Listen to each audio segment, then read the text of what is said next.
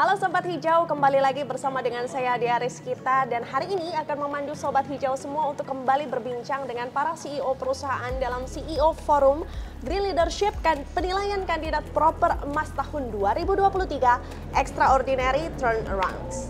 Dan telah bersama dengan saya salah satu CEO juga yang perusahaannya berhasil memasuki tahap penilaian dalam kandidat proper emas 2023. Izinkan saya menyapa Bapak Lukas Kurniawan selaku Direktur Utama PT Austindo Nusantara Jaya. Selamat sore Bapak. Selamat sore. Bagaimana presentasinya tadi Bapak? Wah, sangat menarik karena tentu banyak pertanyaan dari Dewan Juri yang terhormat. Tetapi dari pertanyaan-pertanyaan tersebut juga memberikan suatu motivasi kepada kami dan juga tentunya ide-ide ya yang saya harapkan nanti terus bisa sesuai dengan nilai-nilai ANJ, kita bisa terus berkembang untuk menjadi lebih baik lagi di masa yang akan datang. Baik, walaupun mungkin sedikit mendebarkan gitu. Pasti. Tapi ternyata lewat momen tadi juga banyak insight-insight yang didapat. Betul. Oleh Pak Lukas. Baik, masuk ke pertanyaan pertama Pak Lukas. Kalau saya tidak keliru, di jajaran direksi dari ANJ sendiri terdapat sosok perempuan. Betul. Tanggapan Pak Lukas terhadap kebijakan yang dibuat oleh ANJ terkait dengan isu sekarang yang marak sekali di masyarakat bahwa perempuan sangat timpang mendapat kesempatan dalam berkarya. Dari ANJ dan kebijakan yang Bapak buat sendiri di perusahaan, bagaimana menanggapi permasalahan itu Pak? Kami selalu percaya dari sesuai dengan nilai yang kami anut, bahwa salah satu nilai yang kami anut itu adalah menghargai sesama manusia dan lingkungan. Dan sesama manusia artinya tanpa melihat gender, tanpa melihat ras, atau tanpa melihat suku, agama apapun gitu. Dan kami percaya dengan pemberdayaan wanita, memberikan kesempatan yang sama kepada para wanita, ini akan mampu berkontribusi bagi kemajuan perusahaan dan yang tidak kalah pentingnya adalah mencapai masyarakat yang mapan, mandiri dalam kesetaraan ekonomi. Dan di dalam kebijakan sustainability kami secara tegas tidak membedakan secara gender. Dan untuk praktek kesetaraan gender ini kami sudah terapkan sampai dengan di level perusahaan yang di unit-unit usaha dengan pembentukan salah satunya komite gender. Di mana komite gender ini seolah-olah namanya memang hanya gender gitu, tetapi lingkupnya lebih luas karena termasuk juga perlindungan anak di situ.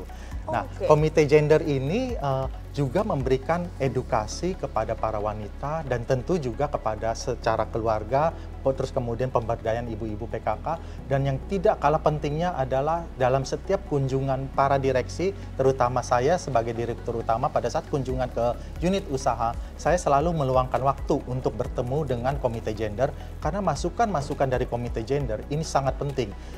Masukan tersebut tentunya bukan suatu koreksi kesalahan, tetapi saya melihat bahwa itu suatu perbaikan. Contoh, kunjungan saya tahun 2022, saya mendapatkan masukan bahwa di kebun cukup banyak pekerja-pekerja wanita, dan bagi para pekerja wanita yang baru melahirkan kan ada kebutuhan untuk laktasi. Dan oh iya, saya baru ngeh gitu. Nah, jadi dari situ kita diskusi bagaimana untuk menjembatani hal ini. Dan dengan luasan wilayah operasi yang sangat besar, satu wilayah itu bisa sampai 7.000 hektar, bahkan ada yang 14.000 hektar. Tentunya agak sulit ya untuk membangun ruang-ruang laktasi. Ruangnya mungkin mudah, tetapi ketersediaan listrik untuk mesin pendingin itu yang sulit. Akhirnya idenya adalah misalnya direlokasi sementara ke area yang dekat dengan kantor kebun. Itu. Jadi ide-ide tersebut putar otak ya Pak Lukas, iya, ya? jadi komite gender itu juga memberikan kontribusi-kontribusi, dan tentunya yang tidak kalah penting, ini yang unik di ANJ, kami memiliki instrumen yang kami sebut dengan value champion, yaitu para insan-insan di ANJ yang menjadi penjaga nilai-nilai ANJ, yaitu integritas, terus menghargai sesama manusia dan lingkungan, dan tentunya continuous improvement. Baik, luar biasa. Komite gender tadi sempat disampaikan bahwa yang disampaikan itu bukan keluhan, tetapi keadaan di lapangan hingga bisa dicari jalan tengahnya oleh pihak direksi tentunya, begitu ya Pak ya? Betul. Luar biasa sekali, saya sampai merinding karena saya tahu betul transisi menjadi seorang perempuan yang menjadi ibu itu tidaklah mudah. Ketika difasilitasi maka bisa berkarya jauh lebih baik lagi. Pertanyaan berikutnya Pak Lukas, kembali lagi, berdirinya ANJ pasti tidak lepas atas dukungan berbagai pihak, baik itu pemerintah maupun masyarakat. Namun seperti yang kita tahu bahwa di masyarakat sendiri terdapat banyak isu-isu. Bagaimana Bapak membuat satu kebijakan untuk bisa berkolaborasi dalam merespon berbagai masalah di masyarakat, seperti pengentasan kemiskinan dan juga mendukung sistem pangan yang lebih berkelanjutan? Di dalam kami menjalankan usaha, kami percaya sesuai yang digariskan oleh pendiri kami, terus kemudian komisaris kami, bahwa di dalam kita berusaha, terutama di sektor perkebunan, pada kita ini membangun sebuah sarang, gitu, dan kita akan menetap di sana. Jadi kita bukan istilahnya hit and run, ya. Datang terus langsung pergi lagi. Kita akan bersama dengan masyarakat sekitar itu untuk jangka yang lama. Dan mereka harus menjadi mitra yang setara. Ini kuncinya, mitra yang setara bagi perusahaan. Karena dengan masyarakat sebagai mitra yang setara bagi perusahaan, ini akan mendukung kondusivitas dan juga akan mendukung pengembangan ekonomi baik itu bagi perusahaan dan juga bagi masyarakat. Contoh, pengembangan ekonomi untuk bagi masyarakat sebagai mitra yang setara, terutama yang pada sektor ketahanan pangan. Dengan program-program yang kami kembangkan, ini bukan hanya bermanfaat bagi masyarakat juga, tetapi ada timbal baliknya kepada perusahaan. Karena kami juga sebagai perusahaan dengan jumlah karyawan di satu lokasi itu sangat banyak membutuhkan pasokan bahan pangan.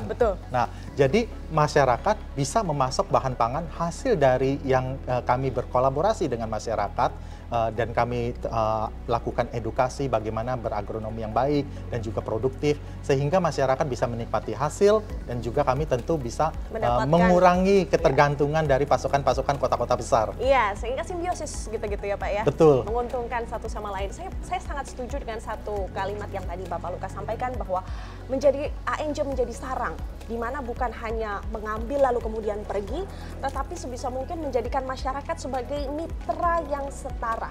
Luar biasa sekali. Pertanyaan terakhir Pak Lukas untuk menutup sesi diskusi singkat bersama dengan Sobat Hijau. Seberapa penting sih proper KLHK ini untuk menjadi katalisator visi dan misi perusahaan, terutama dalam bidang pengelolaan lingkungan, Pak Lukas? Hal ini sangat penting bagi kami, karena kalau saya selalu memberikan perumpamaan seperti ini.